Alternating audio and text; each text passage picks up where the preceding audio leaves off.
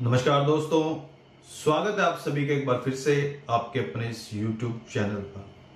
जैसा कि आप सभी जानते हैं, इस समय पितृपक्ष का समय चल रहा है और कुछ लोग इसे कनागत के नाम से जानते हैं और कुछ लोग इसे श्राद्ध भी बोलते हैं। इस समय में हम अपने पितरों को, यानी कि हमारे वो बुजुर्ग जो अब हमें छोड़कर जा चुके हैं, इस दुनिया में नहीं हैं, उनको भोजन आदि की व्यवस्था करवाते हैं।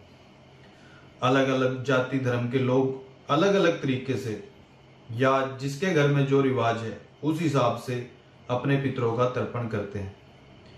लेकिन अगर आप ठीक से इसका तरीका नहीं जानते हैं तो उसकी विधि क्या होनी चाहिए, एक आसान विधि जिससे आपके पितरों को भोजन भी अच्छे से पहुंच सके और उनका आशीर्वाद आपके ऊपर हमेशा ही बना रहे। इसके लिए आपको क्या विधि अपनानी चाहिए, उसके बारे में आज हम बात करेंगे।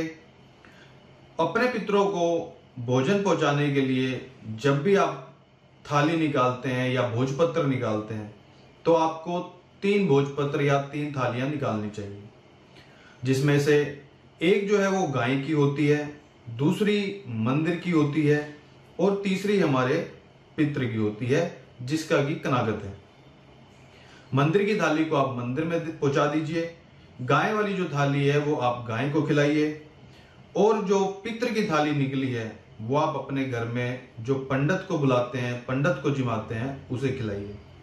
अगर आप पंडित को नहीं बुलाते तो पितृ की थाली घर का कोई बड़ा बेटा भी खा सकता है।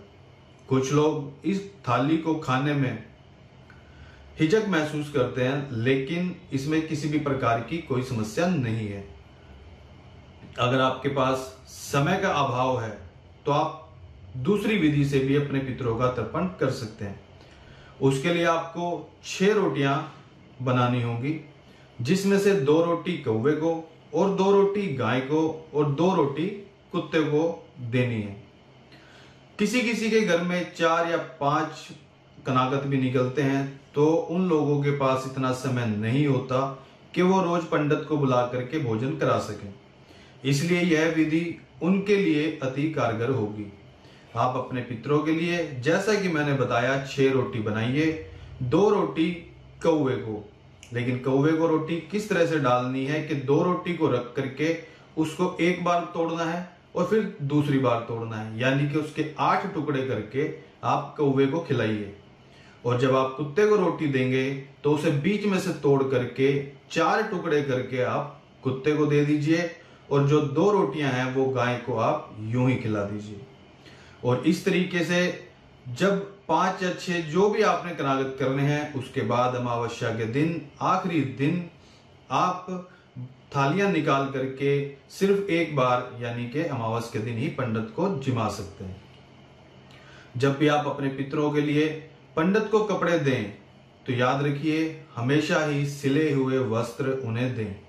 अगर सिले हुए वस्त्र नहीं है तो उस कपड़े के साथ सिलाई के पैसे भी आप पंडित को दें, तभी आपके वो कपड़े पितरों तक पहुंचेंगे।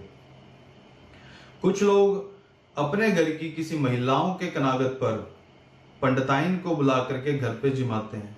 इसकी कोई आवश्यकता नहीं होती और कहीं ना कहीं ये गलत भी हो जाता है, क्योंकि पितृ तो हमारे होते ही हैं, लेकिन पितरानी कोई ऐसी चीज नहीं होती।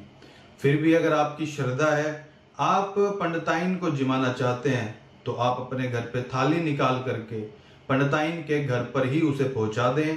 अपने घर पर बिठा करके पंडिताइन को भोजन ना कराएं। आज के लिए इतना ही। आने वाली किसी और वीडियो में आपसे फिर मुलाकात होगी। तब तक के लिए नमस्कार, जय श्री महाकाल।